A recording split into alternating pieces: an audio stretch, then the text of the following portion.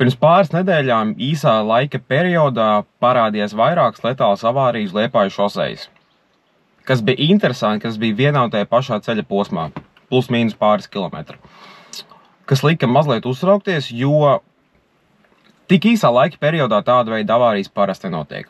Uz tā posma kaut vai. Liepājas šoseja vienmēr ir bijusi zinām ar to, ka tur ir avārijas, bet šis bija mazliet patrāku. Un kopš tā laiks tā sāk pievērst vairāk uzmanību, kas īsti šobrīd notiek uz ceļiem. Jo man pašam darba dēļ nācās braukāt Rīga Liepāja ļoti bieži, un arī pa pārējo Latvijas pusi. Un es esmu pamanījis, ka šobrīd ceļu kultūra un braukšana ir ievērojami pasliktinājusies, veidos, kuri iepriekš tik ļoti nekrita acīs. Un es šodien gribēju atvērt diskusiju par to, kas šobrīd notiek uz ceļiem, kādēļ mums ir tik trakas avārijas tādā biežumā, un kādēļ es diemžēl uzskatu, ka tuvākajā laikā labāk nepaliks.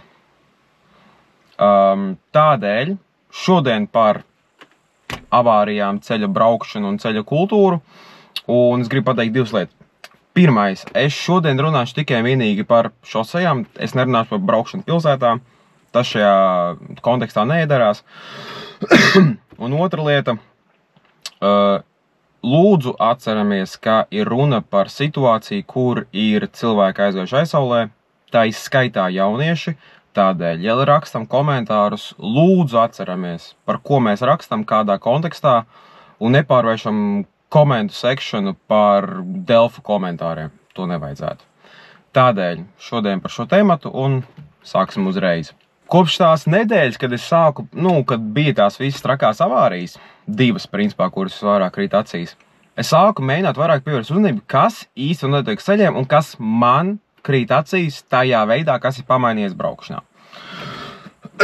Es arī, protams, sāku paklausīties to, ko citi saka.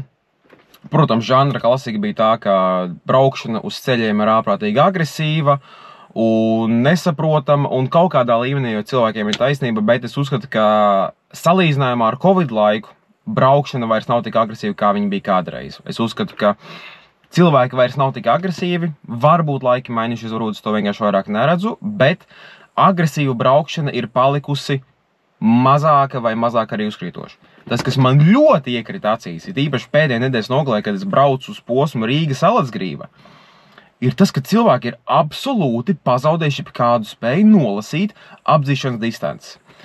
Šobrīd nekas nav riskantāks, kā braukt pa šoseju, un ja kāds tevi mēģina apdzīt, vai tev pretī kāds apdzīna. Jo no aptuveni 10 reizēm, kad cilvēki man priekšā mēģina apdzīt, es gribu teikt, 8 vai 9 no tām bija reāli pēdējā brīdī, jo cilvēki, es nezinu, kas noticis, nespēja nolasīt distanci, kas ir droši apdzīt. Pretī brauc mašīna. Cilvēki redz, ka brauc mašīna, pamana, ka varētu apdzīt. Viņi noraustā sākotnēji, un tad pēdējā brīdī dod pilnu čību un mēģina apdzīt. Pretējais braucējs vēl pie reizes mēģina pēc tam braukt mazliet uz sānu, lai tikai cilvēks mēģina apdzīt. Un mēs tiešām braucām ar čomu, un mēs skatāmies gan turp, gan atpakaļ vienkārši pēdējā brīdī cilvēki zina. Es nezinu, kas ir noticis ar cilvēkiem, ka viņi nespēja nolasīt, kas notiek uz ceļa, bet apdzīšanas ir vienkārši psihopātisks palikušas. Tādas, ka tiešām jau sāk mazliet bail braukt, jo tu nevari paredzēt, ko citi cilvēki darīs uz ceļa. Jo, ja es ņemu vērā to, ko es patreiz redzu, viss būs pēdējā brīdī ātri, agresīvi, nesaprotami un vienkārši nedroši visiem, kuri ir iesaistīti. Bet es sāku domāt, tā nekad īsti nav bijis. Ir bijis tā, ka mēs apdzinām ātri, varbūt pēdējā brīdī. Protams, ka ir agresīva braukšana bijusi. Bet es tā sāku domāt, kas ir pamainījies? Kas ir bijis tāds, kas ir pēdējā laikā parādījies, kas varbūt iepriekš nebija? Vidējā ātruma radari. Kādēļ es piekasīšu par vidējā ātruma radariem? Tehniski, tehnoloģija jau konceptuāli var palīdzēt. Mēs pasakām, kādam ātrumam jābūt tajā ceļa posmā, un viss teorētiski būs ok. Bet kāda ir realitāte no manas pieredzes? Tas, kas man mazliet uzreiz lika par šo aizdomāties, bija, es aizbraucu pie Olmas, un es teicu, ka viņa uz Bauskas pusi dzīvo, un viņa saka, ka, es sāku runāt par tiem vidējiem ātruma radariem, saku, ka tagad viņš ir ievies, tur 12 km viens, viņa saka, es tā kā braucu uz 80, es labāk neriskēšu. Sākotnēji es uz viņu sadusmoju. Es domāju, saku, kāpēc tu brauc uz 80? Ja atļauties 90, brauc uz savu 90. Tu nevienam baigi netraucēs. Bet tad es tā sāku aizdomāties par to, kas notiek ceļa, un tad es vairs nebiju dusmīgs.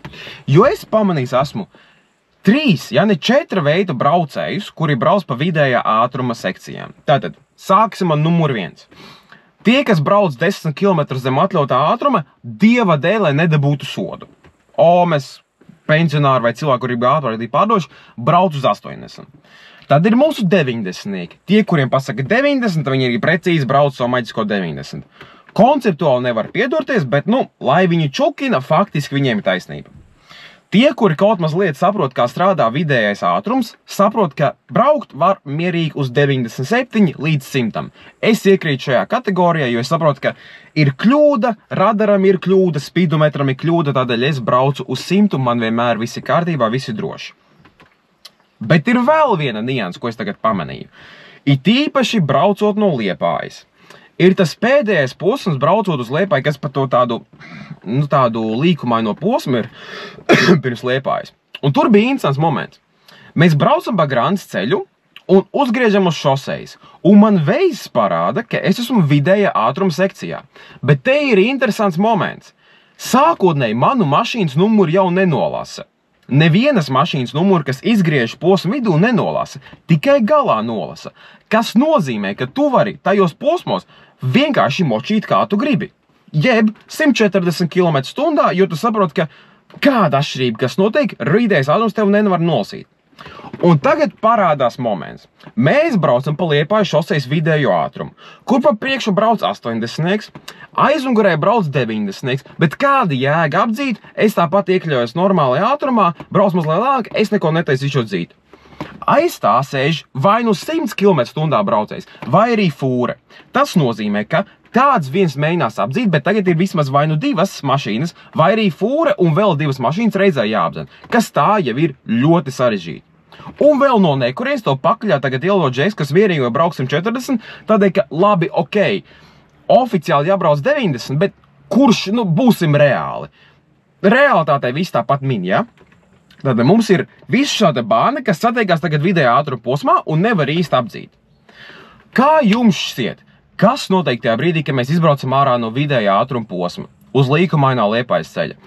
Vajag apdzīt. Un kā mēs apzinām, kā mēs vien mākam? Bet vai tiešām cilvēks tajā brīdī ir vainīgs? Jo es tā mazliet aizdomājos. Kurš mums veica jebkāda veida apmācības par to, kā ir pareizi braukt vidējā ātruma sekcijās? Labi, stulbs jautājums tehniski, bet tagad padomāsim. Ja tu esi jaunieks, kas tagad iet cauri, piemēram, mācībām, varbūt tur ir pieminēts kaut kas par vidējā ātruma radariem. Es esmu līdz tiesības pirms 6 gadiem, mums nekas nebija minēts par vidējā ātruma radariem. Tādēļ, tehniski, mums nekāda veida apmācība nav. Bet mēs vēl konceptuāli varam to domu saprast. Tagad pensionāram, 60-70 gadīgam, pasaka, ka mēs esam ieviesuši vidējā ātruma radarus, īsti nepaskaidrojot nevienai publikai, kā viņi strādā, kā vajag tur iekļauties, ko tur vajag korekti pareizi darīt, un vienkārši sūtam viņus uz ceļa, cerībā, ka viss strādās. Bet tā taču tas nestrādā. Tu skolā neaiziet, tu neiedod studentam tagad grāmatu, pasaki, ka, ok, izlas šito te, piemēram, konceptuāli, ja, vai ķipi to šo izlasīt, un pēc tam pēc stundas lietas viņam rakstīt eksāmenu pa pusgada atzīmi. Tā tas nestrādā. Bet kādēļ mēs to darām uz ceļiem? Ok, labi. Ja braucēji nav vainīgi, kuri tad ir atbildīgi? Kurš ir vainīgs šajā situācijā, ja mēs mēģinām atrast vainīgos vai kaut kādu cēloni? Es šobrīd mazliet arī sāku skatīties uz autoskolām. Jo, kādēļ es pieminēju faktu tieši par šosejām? Es esmu no Rīgas. Es tiesības liku Rīgā. Lielākā daļa no braukšanas ir pa Rīgu. Es tā skatoties atpakaļ, man bija 15 braukšanas nodarbības. Pirmajā braukšanas nodarbībā es aizbraucu līdz lidostai, kur man sanāca 70 zona, un vienu citu reizi man sanāca braukt pa 90 zonu. Visu pārējo laiku man nācās braukt pa pilsētu. Un tagad man ir jautājums. Mēs autoskolā Rīgā braukājām principā pa Rīgu, jo vai nu A, laiks nebeidzēja izbraukt ārā no Rīgas, vai B, visi korķos, lai kaut kur pabraukātu. C. Tagad mēs aizjām uz CSDD eksāmenu. Lielākā daļa tiks braukāta vai nu pa krasta ielu, vai nu pa kaut ko citu, vai nu pa šoseju.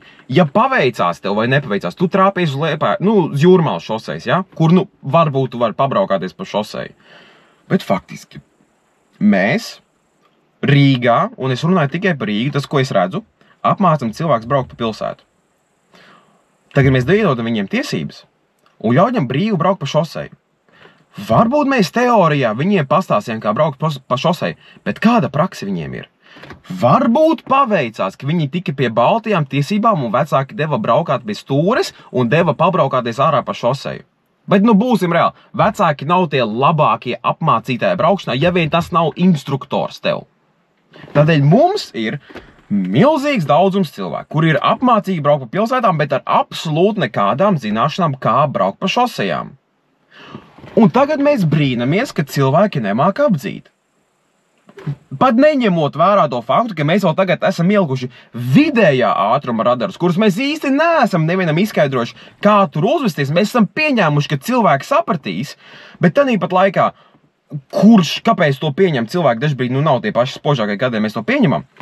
Un tagad mēs esam nonākuši situācijā, ka cilvēki īsti nesaprot, kā braukt ārpus pilsētu. Mēs esam ielikuši viņa situācijā, kur ir radari, vidējie ātrumi, visu kaut kāda agresīva braukšana, un tagad cerēsim, ka viņi sapratīs, kā braukt. Kādēļ mēs to sagaidām? Kādēļ mums nav atrunāta kaut kāda lieta, ka rīdziniekiem vajag braukāt ārpus Rīgas pa šosejām? Jo es esmu pabraukājis arī pa Talsu pusi, un ko esmu pamanījis, ja tu pabrauc pa Talsiem, es vienkārši ņemu to piemēru, tas, ko esmu redzējis esmu. Tur cilvēki braukā pa šosejām. Tādēļ, ka viņi izbrauka pa pilsētu, jo tur ir maz ko darīt, jo Talsos ir 3 luksafori, un pārējo laiku viņi arī pavadu šosejas. Un kaut kādā ziņā pa Talsu pusi, ja tu pabraukā, tur nav tik daudz tās trakās avārijas. Protams, visā Latvijā tās avārijas ir. Bet, ja pasties Talsu posmu, Rīga-Ventspils kautai, pasties, cik proporcionāli ir vidēja ātruma radars salīdzinājumā Liepājas šosei. Varbūt tur Liepājas šosei kaut kas cits ir. Bet varbūt Talsu pusē tā situācija ir labāka. Varbūt tas ir tādēļ, ka viņi brauc labāk. Varbūt tas tādēļ, ka tie ir ar lauka pusi. Varbūt tas tādēļ, ka mācību laikā viņiem ļauj braukt pa šosei. Bet fakts ir tāds, ka pēc tā, ko es zinu, to, ko arī visi mani paziņas ir man teikuši, kuri lika tiesības Rīgā, reāla apmācības braukt pa šosei nav. Un tāpat laikā mēs sagaidām cilvēkiem, ka viņi mācīs apdzīt, ka viņi mācīs normāli braukt pa šosejām, ka viņi ievēros visus noteikumus, ka viņi mācīs braukt vidējā ātruma radariem. Kādēļ mēs to sagaidām? Kaut arī tagad konkrēts piemērs. Es tikko atbraucu Siguldu. Uz Siguldas šosejas tagad ir atļauts braukt 110. Jā, brauc 110, jā, brauc 130, bet vēl aizvien ir draugi, kuri brauc uz 90. Ja atļautais ātrums ir 110, tad braucam uz to 110. Kādēļ mēs tēlājam, ka nav jau mums kur skriet, kur mēs steidzamies, blā, blā, blā, brauksim uz savu 100. Un ātrs komentārs par tiem visiem, kuri saka, ka kur mums vajag steigties, kādēļ vajag steigties, kādēļ nevar vienkārši braukt uz 90. Kur vajag steigties tāpat, kur ātrāk netiks kāda jēga? Kāda jēga pie ēdiena likt sāli? Tas tev ātrāk vienkārši var sabojāt veselību un ātrāk novest pie kapa, ja? Kādēļ seksa laikā nevajag vilkt aizsardzību? Vienmēr vajag uzvilkt prezervatīvu. Kāda jēga? Tu jau nezini, kas tam otram citam cilvēkiem ir. Varbūt viņam kaut kāda slimība ir un tu pie tā visu nomirsi. Varbūt mēs to darām tādēļ, ka mums patīk. Tādēļ, ka šitajā dzīvē ir kaut kādi tie priecīgie momenti, kurus tu gribi izbaudīt, ja? Un varbūt gribas kaut ko pabaudīt, tāpat kā mazliet ātrāk pabraukt. Es nesaku, ka viss tur jānesās uz 200 ir, bet nevajag arī teikt un tēlot visiem svētajiem, ka mēs nebrauksim pāri atļautiem ātrumiem, jo tas taču nav korekti. Davai liekamies vierā, visiem patīk pabraukt mazliet ātrāk, bet ir jāmāk braukt ātrāk. Kas viss jau būtu forši, ja kāds mums to iemācītu. Bet te ir vēl viena lieta. Varam teikt, un varam mēģināt novēlt to visu faktu, ka viss ir ātrumā, ka cilvēki mēģina nesties, un tādēļ mums vajag radarus, un tādēļ mums vajag vidējos ātruma radars, un tādēļ vajag vairāk mentus uz ceļa. Bet man ir nelāga nojausa, ka tas neko neatrisinās. Jo, ja mēs paskatāmies uz ceļu policiju, man nav nekāda cieņa pret viņiem. Un ja mēs paskatāmies to, kā cilvēki brauc pa ceļu, Mums par to nevajag teikt. Mēs necienām nekāda veida ceļa policiju, bet ņemot vērā, kā mēs braucam. Jo policisti absolūti nekādā līmenī neciena cilvēku, kas braukā pa ceļiem. Jo viss ir pa naudu. Man nav bijusi reize, kad policists man apstādina un man rodas sajūta, ka viņam interesē ceļu drošību. Man nav bijis sajūta, ka jebkad, kad mēs braucam pa ceļu, ka ir runa pa ceļu drošību. Tādēļ, ja mēs paskatāmies, kāda ir situācija, viss, kas ir svarīgi, ir kā sodīt un kā vairāk sodīt. Būsim pavisam atklāti. Radari nav uzlikt uz ceļa, lai nokontrolētu to, kādā ātrumā cilvēki brauc, lai būtu drošība. Tāpēc, ka jau bija, pirmo reizi uzlika radarus, viņus atslēdz, ka viņi pārāk maz naudu ienesa. Varat paši pasīties vēsturiski atpakaļ. Galvenais iemesls jau bija nauda, bija pa dārgi viņus uzturēt, tādēļ nafik viņus vajag. Tagad vienkārši pārāk labi no viņiem var pelnīt, tādēļ viņi strādā. Tas pats ir ar policiju patiesībā ceļu. Tagad mēs paplašinājām visu, ka visi ceļa policija var apstādināt un sodīt, tādēļ, ka valsts policija ceļu policija netika galā ar to visu. Es neatceros, jo pirms pagājušo gadu vai pirms 2 gadiem bija tā situācija, ka bija tik maz ceļu policistu, ka mēs viņus vispār neredzējām. Policisti paši teica, ka viņi tik maz ir, ka viņi netiek vispār galā. Un mazliet, lai dotu viņiem kaut kādu arī, atspēkošanos, viņi strādā sutkas, viņi strādā 7 dienas nedēļā, viņiem tā jau ir smags darbs. Es nesaku, ka viņi dara sliktu darbu, viņi dara labāko, kas ir iespējams. Bet tā sajūta ir tāda, ka viņi absolūti nekādā veidā, viņiem neinteresē drošība uz ceļiem, viss, kas interesē, ir nopelnīt un vienkārši kā dabūt dienas kvotu. Un es saku par to sajūtu, kāda ir tajā brīdī, ka mani ceļu policija apstādina vai kaut kādā veidā mēģina apstādināt, nevis par to, kā patiesībā ir. Es ceru, ka viņiem interesē ceļu drošība, bet es saku, ka man tāda sajūta nekādā veidā nerodās. Un labākā daļa tāda ir, ja es vēsturis tagad pastos, lielākā daļa cilvēku, kur zina, kur apstādināti ir nevis no valsts, nevis ceļu policijas, bet Volkswagena busi, kas ir parastā ceļu policija. Tad, es nezinu kādēļ, ceļu policija, es viņu vispār absolūti nekur neredzu. Tā, kad ir reidi, tā, kad ir kaut kādi Jāņi, viņiem uzliek reidus tik jocīgās vietās, ka es nezinu, kur viņi ir, nesaprotu, kā viņi izveidot ir, nesaprotu, tā, ka par ko īsti runa, es nesaprotu to loģiku, kā viņi strādā, ko viņi mēģina panākt, vai runa tikai par naudu, vai tiešām par to ceļu drošību, jo dažbrīd ceļu, ka tā ceļu drošība piekāst, kamēr piķis ir. Un teorētiski var teikt, ka vaina ir policijā, bet vaina nav viņiem. Tādēļ, ka vienmēr ir kaut kas virs viņiem, kas pasaka, kā uzties, ko darīt, ko vajag darīt. Un man tagad gribās skatīt mazliet uz satiksmes ministriju vai kaut kāda veida cita ministrijām, jo man īsti nav skaidrs, kas notiek. Jo patreiz uz ceļiem vienkārši sajūta, ka ir free for alls. Ir tāda sajūta, ka cilvēki brauc kā vēlas, kā sanāk, kas ir iespējams. Jo apmācība īsti, kā braukt pa šosejām, īsti nav bijusi. Varbūt teorētiski ir cerībā, ka saies, tā ir tāda mēģināšana. Kaut vai kongresa piemērs, ka mēs braucam pa Jūrmalas šoseju. Lielākā daļa brauc pa vidējo joslu. Tas nav pareizi. Labējā josla ir parastā braukšanas josla, vidējā un kreisā josla ir apdzīšanas josla. Bet es zinu vairākas reizes, ka man ir vairāk cilvēki teikuši, ka 50+ gadīgi instruktori saka, ka nē, labāk braucam vidējo joslu drošāk, tā, lai komfortablāk būtu. Ja pat autoskolā saka nepareizi teoriju, tad ko mēs sagaidām uz ceļiem? Kā mēs sagaidām, ka mēs varēsim normāli sadarboties ceļa saprasties un nenoskaldīt viens otru mēģinot braukt? Kā mēs to visu sagaidām? Ja mēs pastamies uz kopējo schēmu, kas ir braukšanas standarti, kvalitāte, autoskolas, policija, satiksmes ministrija, viss, kas tā kopējā situācija ir, sistēma nestrādā.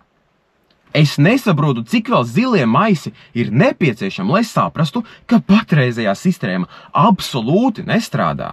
Es neticu, ka neviena no šīm iestādēm uzņemsies personīgi atbildību pateikt, ka mēs esam atbildīgi par šitā visu un mēs centīsimies to labot.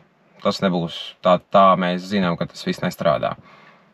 Un tādēļ es arī uzskatu, ka patreiz situācija neuzlabosies. Es uzskatu, ka situācija varētu pat diemžēl pasliktināties. Es ceru, ka tā nenotiks, bet man nav nekāda veida pamatojums, lai tam ticētu, ka situācija uzlabotos, pat ja mēs uzliktu vairāk radarus, policistus ceļa vai vidējā ātruma radarus. Un tādēļ man vienkāršāk pacelties jautājums, cik ilgi mēs, kā sabiedrība, kā nācija, to visu pieņemsim. Jo ir kaut kas jādara, sistēma nestrādā, mēs to skaidri varam redzēt, un ir nepieciešams izmaiņas. Kādas? Es nezinu, es nemāku teikt, es neesmu eksperts, tā nav mana atbildība, bet jāmaina kaut kas ir, jo ja mēs tā turpināsim, nemēģināsim situāciju uzlabot, zilie maisi turpināsies. Ja jums ir kādas idejas vai viedokļi to visu, es labprāt novērtēju, jūs ielikt to komentāros, kā jau es vēlreiz palūkšu. Cieņpilni. Šis bija tāds emocionāls video, jo man braukšana ir ārprātīgi tuva lieta pie sirds. Es ļoti tā man patīk, to novērtēju, un es gribētu, lai ka šitā lieta netiktu nolaist līdz līmenī, ka visiem ir bail braukt. Tādēļ, paldies par uzmanību. Es ceru, ka šis video bija interesants vai varbūt kādam vērtīgs. Un paldies par uzmanību.